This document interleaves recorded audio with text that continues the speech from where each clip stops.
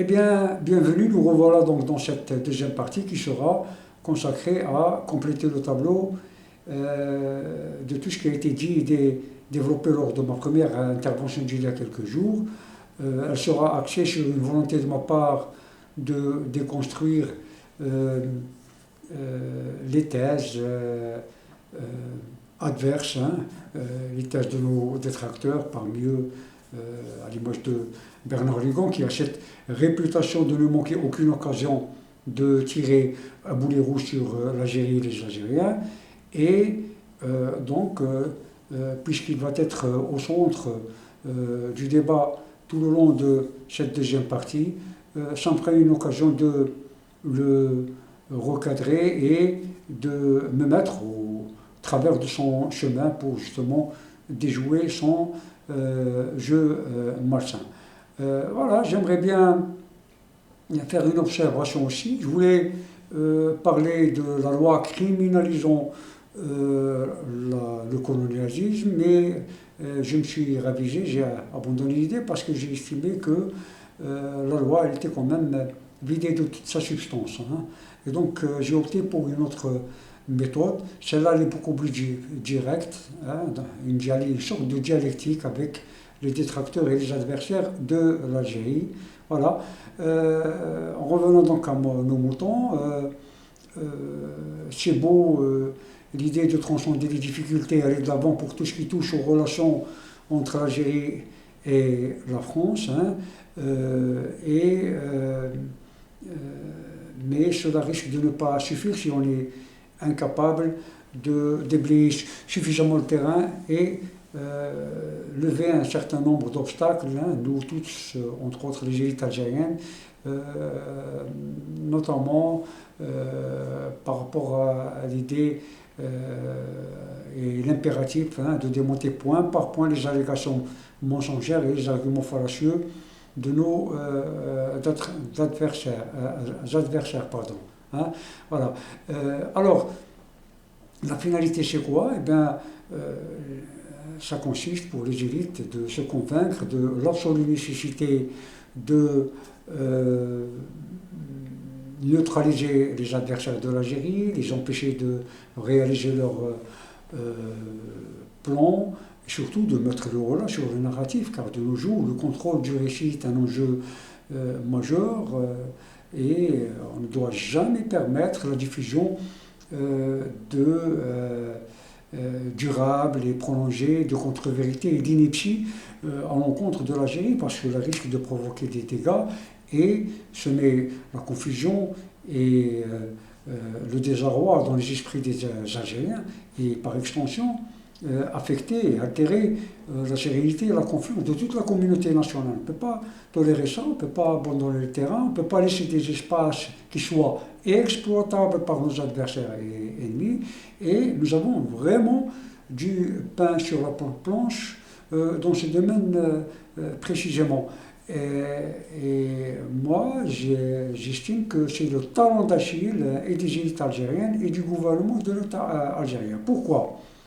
Parce que nous avons tendance à trop évoluer à la défensive. Or, la défensive finira un jour par nous juger, comme ne cesse de le marteler les gens qui aiment le football, j'en fais partie. La meilleure défense, c'est l'attaque. Nous devons donc prendre notre, on va dire, destin en main.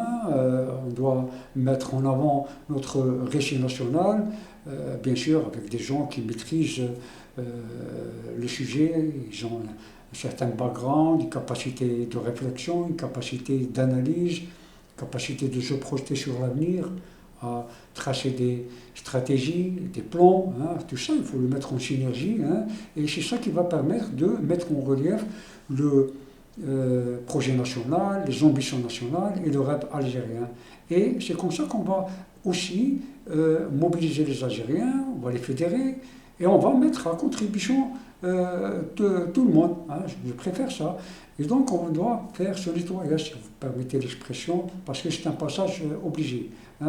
Et si pour y parvenir, le meilleur moyen, pour moi, le meilleur combat serait de en priorité, hein, de déconstruire les mythes et une thèse adverse, surtout qui nous cible, nous les Algériens. Hein. Et c'est ça ce qui m'a inspiré, il m'a poussé à envisager de le faire à ma manière, à travers un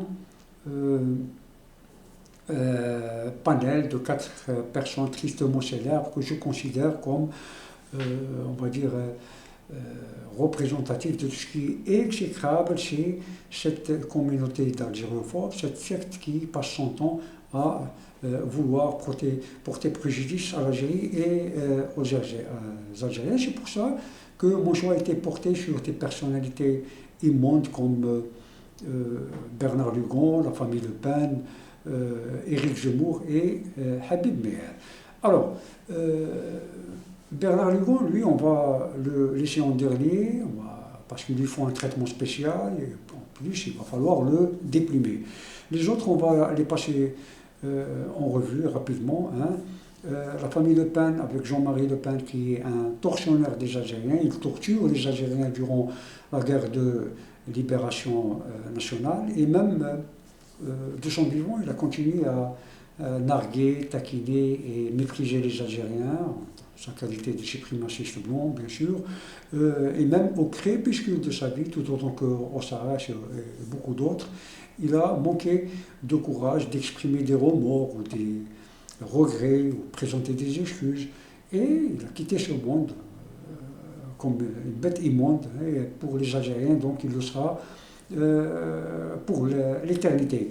Sa fille, digne dépositaire de ces thèses, va suivre le même chemin ou presque, puisqu'elle aussi elle va discriminer tout ce qui est immigration, musulmans, nord-africains, maghrébins, algériens, etc. Et même les Français de nationalité française qui ont ces origines ne trouvent pas grâce à ses yeux. Hein. Elle a continué à elle ne les a jamais lâchés. Quoi, hein. Et donc cette dame, elle va tomber en disgrâce devant plus fort qu'elle, le CRIP en l'occurrence, qui la tient en tenaille et l'asphyxie financièrement. Et donc elle va être contrainte de commander des sous de chez Poutine. Et d'après les toutes dernières révélations, même le monstre Jeffrey Epstein lui a octroyé un chèque de 4,7 millions d'euros ou de dollars, peu importe la monnaie, avec toutes les conséquences que cela pourrait avoir sur sa liberté et son indépendance. Et moi je me souviens bien d'elle, je la connais bien, en 2013-2014, il y avait un rush de l'armée israélienne dans la bande de Gaza en plein carême et en plein ramadan. C'était pour importuner les Gazaouis, c'était méthodique, hein, leur rendre la vie dure, leur empoisonner la vie, comme on l'a coutumé. Et donc, dans une de ses déclarations, elle n'a rien trouvé de mieux à dire qu'Israël était dans son droit de se défendre. C'est là où j'ai compris qu'elle était en déchéance morale et politique et qu'elle n'avait plus le destin de son destin, puisqu'elle affichait une peur devant plus fort qu'elle, c'était clair.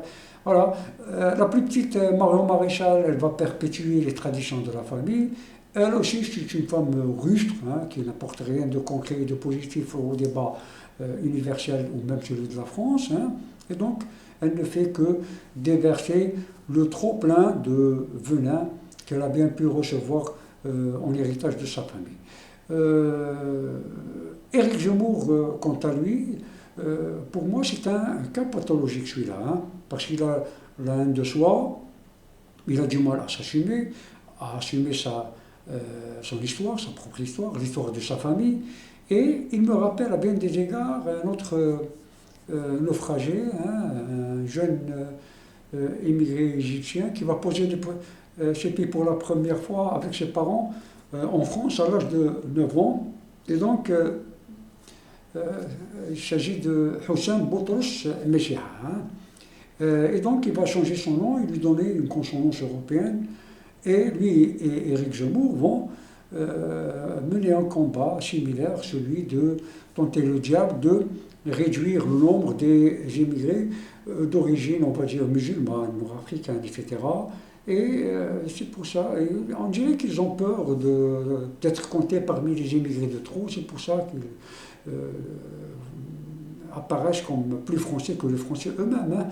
Et Éric Zemmour, lui, il a été fabriqué de toutes pièces par Vincent Bolloré, qui lui a prêté ses plateaux de télévision et de radio pour raconter des salades, des sottises, amuser la foule, diluer le débat, le déformer, etc. Son rôle s'est limité à cette sale besogne, on va dire. Hein. Voilà. Le dernier avant d'arriver à Bernard Lugon, donc c'est Habib Meyer.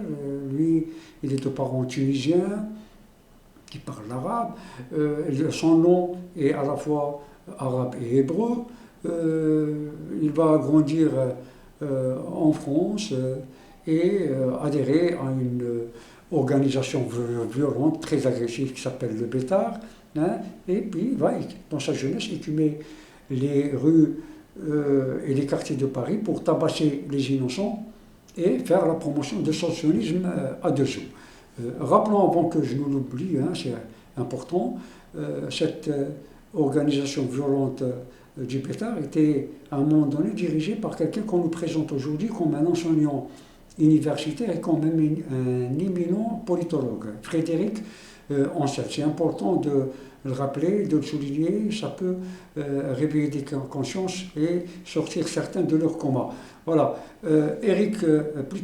Habib Meyer, donc il a les yeux complètement rivés sur Tel Aviv et Israël. Si vous l'observez de près, c'est-à-dire ses déclarations, son activité politique de tous les jours, etc., il vous donne l'impression qu'il siège plutôt à la Knesset qu'à l'Assemblée française. Moi-même, j'ai été très étonné d'apprendre un jour qu'il était élu à la Chambre basse française. Je me suis posé la question suivante, qui est-ce qui a bien pu voter pour lui? Le gars, il ne partage aucune passion de la France, ni aucune passion avec les Français. Et la seule chose de commun qu'il a avec le français, c'est qu'il parle français sans accent, on va dire. Hein. Et après mûre réflexion par rapport à ce mystère d'élection, je me suis résolu à l'idée que ça ne pouvait être qu'une prouesse du CRIF. Voilà. Maintenant, on arrive à la star, Bernard Lugon. Alors, celui-là, c'est un algériophobe. S'il tombe sur un autre algériophobe, plus algériophobe que lui, il va le tuer. D'où est-ce qu'il a bien pu emmagasiner toute cette haine de l'Algérien? Là aussi, mystère complet, l'avenir nous dira peut-être. Hein. Mais ce dont je suis sûr et certain, c'est que le gars, il fait déjà mauvaise presse dans son propre pays. Là où il met les pieds, il est viré comme un malpropre. Tout le monde le fuit comme un pestiféré. Et lorsque vous parlez de son cas avec les Français, ils vous diront tous la même chose, c'est un infréquentable. Hein. En plus, c'est un flagorneur, mégalomane, hein, qui se prend pour un érudit de l'histoire. Et si vous l'observez de près, vous allez découvrir que ce n'est qu'un révisionniste notoire qui passe l'essentiel de son temps à mentir et à déformer les faits et les réalités de l'histoire. Et tout ce qu'il fait, il le fait depuis le prisme racial qui est le sien.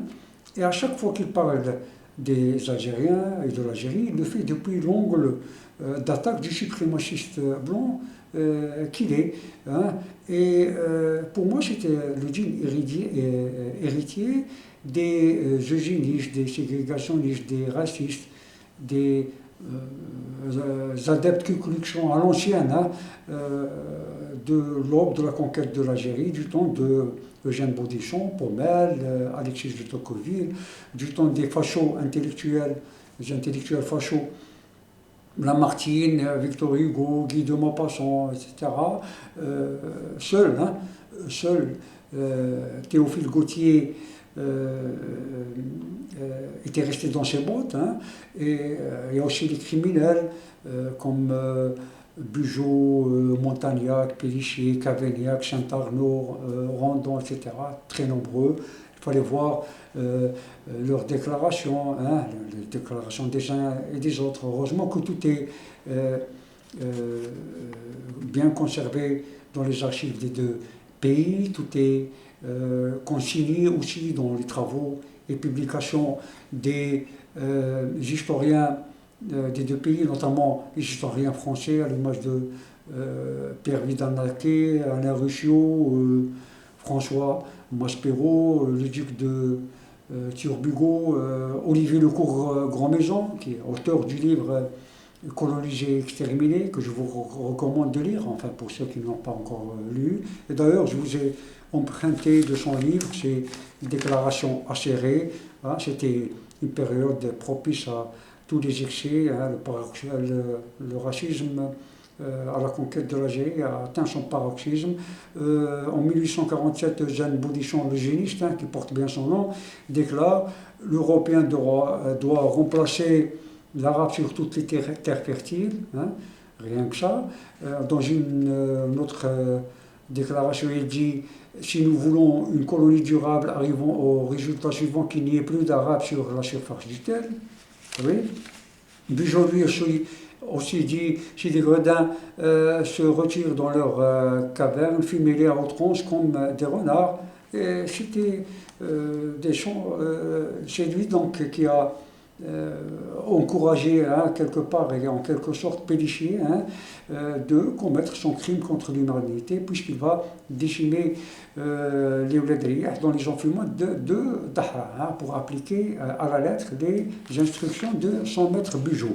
Voilà, donc tout ça est horrible, tout ça est terrible, tout ça est atroce et insupportable hein, et il fallait vraiment revenir au contexte de l'époque. Hein. Vous savez, du temps de Bugeaud, ce sont des choses ordinaires. Hein.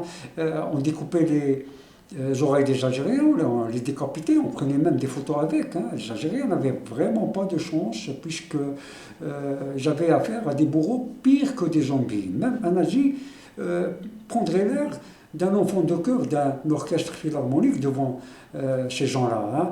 Et là, pour le coup, Jean-Michel Apathy, justement, qui était au centre d'une polémique par rapport à ce sujet précisément, il y a quelques semaines, quelques mois, il a déclaré, il n'avait pas tort hein, de dire que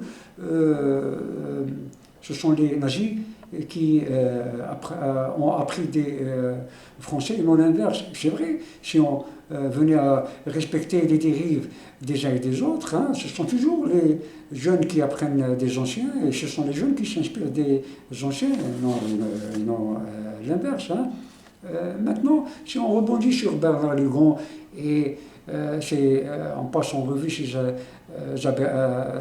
aberrations, dans une de ces vidéos, il nous annonce que dans la bande du Sahel, hein, chez les pays du Sahel, l'islamisation date de l'arrivée des colons français, c'est-à-dire fin 19e siècle, début du 20e. C'est un grand mensonge quand même, hein, parce que l'islamisation du Sahel et de l'Afrique subsaharienne, tout autant que l'Afrique du Nord d'ailleurs, hein, elle obéit à un processus d'adhésion et de conversion qui commence déjà au 8e siècle, là, à travers le contact entre les commerçants, les caravaniers, etc. Et puis il y a le contenu du Coran qui tranche avec la dignité humaine et abolit clairement l'esclavagisme. Et tout ça encourage les gens à adhérer à l'islam. Hein. Qu'est-ce qu'il raconte le monsieur là? Et donc il y a aussi les Peuls, hein, qui sont les populations majoritaires du Sahel, qui vont propager encore une fois l'islam en tant que musulmans au XIVe siècle, puisqu'ils vont régner. Encore une fois, le sultanat du Sokoto, un siècle avant l'arrivée des Français, avec leur dirigeant Osman Dan Fodio, qui est un prédicateur de la confrérie de la Qadiriya, dont le bastion est en Algérie, comme vous le savez. Et donc, il y a toute l'Afrique du Nord, toute l'Afrique sahélo-saharienne, hein, qui vit l'islam dans une harmonie parfaite et dans un pacifisme parfait pendant longtemps. Ce que raconte Bernard Lugon est un mensonge. Je vous ai dit tout à l'heure, c'était révisionniste, quelqu'un de gros menteur, hein, c'est un gros menteur.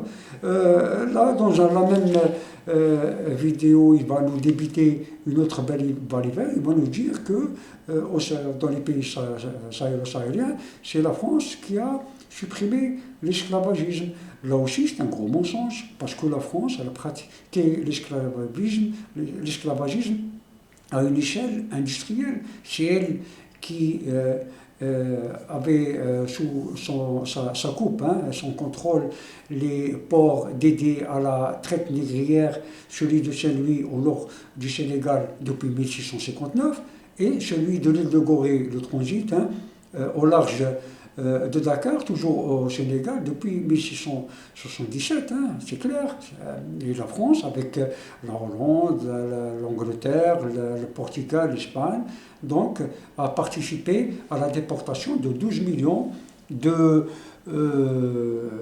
d'Africains, hein, pour l'esclavage et à destination des Caraïbes et des Amériques pour travailler la canne à sucre, le café et le coton, comme vous le savez.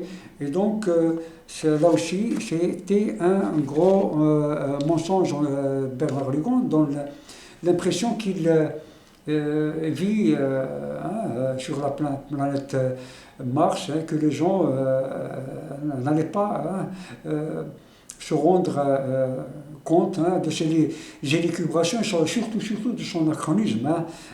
Maintenant, si on revient à plus de précision et on replonge dans l'ordre chronologique des événements, eh ben, il va se passer là aussi un événement de taille, hein,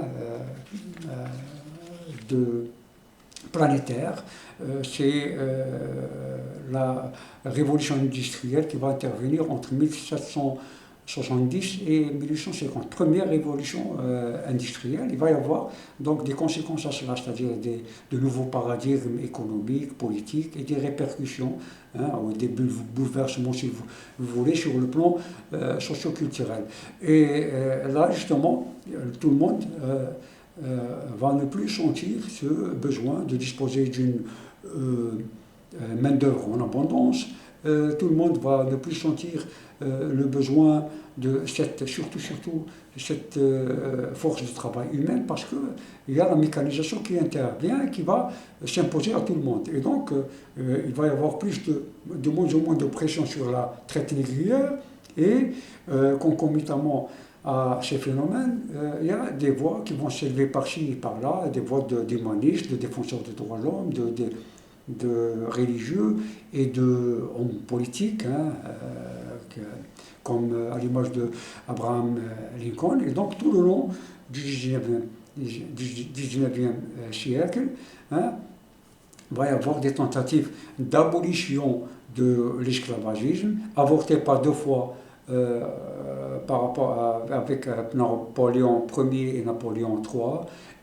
Ça a coûté la vie, donc l'assassinat d'Abraham Lincoln et une guerre de sécession en 1865 aux États-Unis, et les dernières poches d'affranchissement des esclaves ont eu lieu en 1888 au Brésil. Mais là aussi, il va falloir d'autres précisions. Les populations noires vont continuer, ça c'est sur le plan formel, hein, les abolitions de l'esclavage, mais les populations sur terrain, les populations noires vont continuer à être discriminées, hein, et vivre dans la discrimination pendant des dizaines d'années, tout autant que les Algériens, hein, qui vont subir des atrocités en dépit du fait que ces atrocités ont été soi-disant bannies en 1888 dans une déclaration qui s'apparentait ou était considérée comme l'ancêtre de la Convention de Genève de 1864. On est entre 1830 et 1894. Les Algériens vont connu les affres de la colonisation française. C'était vraiment terrible. Manifestement, donc Bernard Lugon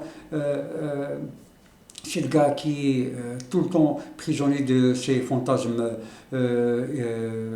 dogmatiques. Il a du mal à s'extirper de son carcan idéologique en tant que suprémaciste blanc. Pour moi, c'est le djinn héritier des Bodichons et autres de la conquête. Et tout le monde, souvenez-vous, durant cette conquête, tout le monde a traité les Algériens de population pauvre, excédentaire, justement pour justifier ou rendre possible leur extermination. C'est pour ça qu'en 1832 déjà, il y a eu le massacre des Oufia, l'Awafa, les Oufia, pour servir d'exemple à tout le reste des populations algériennes et pour terroriser les populations algériennes. Il y a eu les embuscades du côté du nord-ouest de Chlef qui ont coûté l'extermination des Blisbih. Une année plus tard, 1845, l'extermination des Oulad Riyah, décimés par Péliché dans les enfouissements du Dahra. Il y a les populations kabyles qui vont connaître elles aussi le martyr du temps de Al-Muqarani, Cheikh Al-Haddad, Boubarla, etc. Et donc ils vont connaître un exode massif vers les wilayas de l'Est algérien. Ils vont échemmer dans toutes les wilayas de l'Est. D'autres, malheureusement, surtout celles qui représentaient les chefs et les grands seigneurs de la Kabylie qui s'est soulevés, vont être déportés vers les Cayennes, la Guyane, la Nouvelle-Calédonie, dans des conditions de voyage inhumaines et atroces. Il va y avoir aussi le massacre des Acha à Baskara, des Bni Jougaran à Maskara, les atrocités des guerres de l'émir Abdelkader, Bouamama et d'autres, soldés tous par des massacres. Donc c'était un enfer que les Algériens ont vécu pendant tout ce temps-là. Maintenant, j'arrive vers la fin, j'aimerais bien partager avec vous quelque chose de vraiment noble et de significatif, et à travers quelques exemples chargés de sens. J'aimerais bien, permettez-moi de retrouver ma fiche afin de ne pas m'égarer. Et voilà, et donc on a Abou Bakr Siddiq, à la veille d'une... c'est bien de raconter ce genre d'histoire, c'est très important, à la veille de l'expédition d'une armée musulmane vers le Levant, Jordanie, Syrie, etc. On est au tout début de l'ère musulmane, de l'ère des conquêtes. Alors, il donne ses instructions à ses troupes. Regardez ce qu'il leur demande. Ne vous livrez pas à des actions perfides, ne vous égarez pas du droit chemin, ne mutilez jamais, ne détruisez pas les palmiers, ne brûlez pas les habitations, les champs de blé, n'abattez jamais les arbres fruitiers et ne tirez sur le bétail que si vous serez contraint à le manger. Là, c'est la Convention de Genève. Clairement. 12 siècles plus tard, regardez, observez bien avec moi les instructions du gouverneur général de l'Algérie, le commandant en chef des armées françaises, Bugeaud. Regardez ce qu'il demande à ses troupes. Brûlez les recettes et les villages, coupez les plantations et détruisez les silos pour priver les villages de toute réserve, c'est-à-dire l'exact opposé des instructions et des recommandations de Abou Bakr Siddiq radiallahu anhu. Alors, qui c'est le civilisé, qui c'est le barbare, qui c'est le sage et le noble, et qui c'est le fanatique et la brute. Je vous laisse deviner quand même. Et c'est bien de rappeler ça à Bernard Lugon. Je pourrais qu'on réussisse à le sortir de son coma lui aussi, mais c'est bien aussi de lui faire connaître la sagesse musulmane, la noblesse de l'esprit des musulmans, et l'humanisme de notre civilisation, des âges d'or de civilisation musulmane, du temps des califats, des Omeyyades, des Abbassides et des Andalous. Alors, deuxième exemple, il nous vient de Omar ibn Khattab, deuxième calife musulman, radiallahu anhu. Lui aussi, il va être l'auteur d'une prouesse liée aux droits de l'homme. Lorsque vous entrez dans l'enceinte des Nations Unies, vous allez tomber sur un panneau où il y a plein de citations dédiées aux droits de l'homme, c'est-à-dire qui rappellent le mieux ou définissent le mieux ce qu'on appelle les droits de l'homme. Et parmi elles, il y a celle de Omar ibn al-Khattab en arabe, apprécié avec moi, ce bel élan d'inspiration humain, philosophique, religieux, politique et tout, en arabe. J'ai tenu à le dire en arabe pour afin qu'il garde son sens complet. Et donc cette envolée d'Omar ibn al-Khattab, vous pouvez la trouver parmi ces citations. Elle est traduite dans toutes les langues pour ceux ou celles qui ne parlent pas l'arabe. Alors, troisième exemple, il nous vient de Omar ibn Aziz. Omar ibn Aziz, c'est le 8e califat de la dynastie des Omeyyades. On est en 717 là, par rapport à Ibn Abdelaziz. Et il est considéré par les musulmans qui l'aiment bien, qui le vénèrent bien, comme le 5e calife bien guidé. Il vient juste après les compagnons du prophète, que le salut soit sur lui. Alors, Omar ibn Abdelaziz lui aussi va opérer des réformes profondes par rapport à son temps, et il va réussir la prouesse d'appliquer l'état de droit en plein empire omeyyade, et donc il va interdire la différence entre les Arabes et les non-Arabes, puisqu'il y avait ce problème, il y avait une discrimination rampante en ce sens, puisque les Arabes se prenaient pour les nombrils de la terre, parce que le prophète était des leurs, etc. Il y avait ce problème de ce genre. Omar ibn Aziz a tenu de le régler. Deuxième mesure, digne d'un état de droit, il libère les esclaves et pour se mettre en conformité avec les préceptes de l'islam. Ça c'est énorme aussi. Troisième mesure prise, il abroge les impôts et permet à plein de populations de se convertir à l'islam parce qu'elles étaient empêchées par l'État profond. Pourquoi l'État profond faisait ça? Parce qu'il voulait plus d'impôts pour lever des armées et aller à la conquête d'autres territoires et d'autres conquêtes.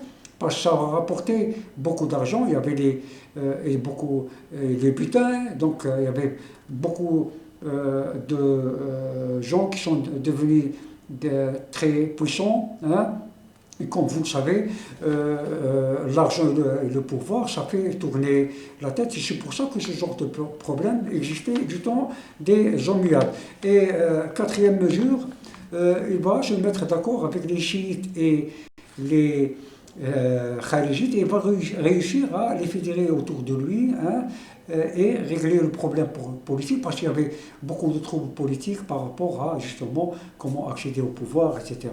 Et là, il réussit à obtenir leurs accords. Rappelons, c'est très important de rappeler cette précision.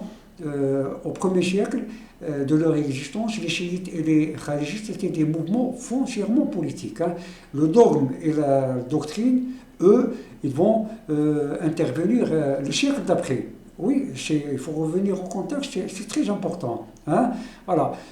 Quatrième exemple que je vous ai sélectionné, justement, ils viennent de ces kharijites. Eh bien, ils vont eux aussi inventer des prouesses, faire des prouesses démocratiques, si vous voulez, consciemment ou inconsciemment. Ils vont créer des critères démocratiques. Pour eux, celui qui accède au califat Il faut qu'il soit le plus compétent, le meilleur d'entre nous tous, hein, critère numéro un. Deuxième critère, c'est ouvert pour tout le monde, peu importe son origine, très important ça aussi. Troisième critère, il est révocable, donc il y a le contre-pouvoir, exercice de la citoyenneté si vous voulez, hein. Et oui, et quatrièmement, il n'a pas le droit de léguer le pouvoir à ses enfants et à ses descendants. Voilà, donc c'était quelque chose d'extraordinaire. Si on fait une récapitulation, on va se rendre compte que il y a Abou Bakr Saddiq qui apporte sa sagesse conforme à l'esprit de la Convention de Genève, si vous voulez, des conventions de la jeunesse. Omar ibn Khattab qui va apporter son âme philosophique et sa volonté d'en finir avec les ségrégations, etc., sur le plan des droits de l'homme.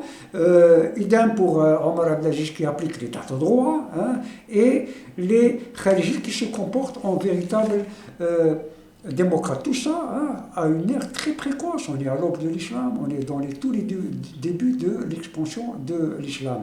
Et si on rajoute maintenant que cette idée que le grand scientifique Al-Khawarizmi a donné son nom à l'algorithme, que l'algèbre vient du mot al-jabr qui signifie soustraction, hein, en arabe, et comme les musulmans étaient les champions, et ce sont eux qui ont développé cette discipline, lui ont donné son nom. Il y a aussi des scientifiques, Biruni, Ibn al-Haytham, Ibn Sina, appelé Avicenne, la sagesse d'Ibn Rushd, le philosophe, Ibn Khaldoun, qui donne une acception moderne à ce que c'est une définition de l'anthropologie et de l'histoire, hein. Et il y a aussi Jeriab, hein, qui invente l'art de l'hôtellerie, l'art de la restauration, qui invente la musique classique andalouse à travers l'inouba, etc. Et si l'on rajoute aussi, vous savez, au XIVe siècle, l'italien Dante Alighieri publie sa comédie divine, et qui va avoir donc un succès retentissant dans toute l'Europe. Mais 3 siècles plus tôt, au XIe siècle, nous les musulmans, nous avions un grand philosophe, hein, un certain Abou al-Ala al-Mahri, qui lui, il va précéder Dante et publier l'épître du pardon, Risale al-Ghufran, hein. Et donc copie conforme, hein, de ce qu'elle est publié, donc plutôt Dante a publié une copie conforme de ce qui a été publié par Abou al-Ala al-Mahri. Même chose pour les fables de La Fontaine au Xe siècle, 7e siècle, hein, ils ont été précédés par les fables de Ibn al-Muqaffa au 8e siècle. Et oui, ce sont des fables animalières, hein, où les animaux étaient personnifiés pour la première fois, etc. Et donc vous voyez bien que les musulmans sont des précurseurs, sont des gens qui ont apporté leur pierre à l'édifice sur tout ce qui touche à la science, à l'art, à la philosophie et tout. Et donc, c'est bien de le rappeler à Bernard Lugon et tous les détracteurs et des Algériens et des musulmans, hein, que les musulmans ne sont pas tombés de la dernière pluie quand même, hein, c'est important. Voilà, je vous remercie tous de m'avoir suivi jusqu'au bout, hein, et je vous donne rendez-vous pour une autre thématique, et à très bientôt. Merci.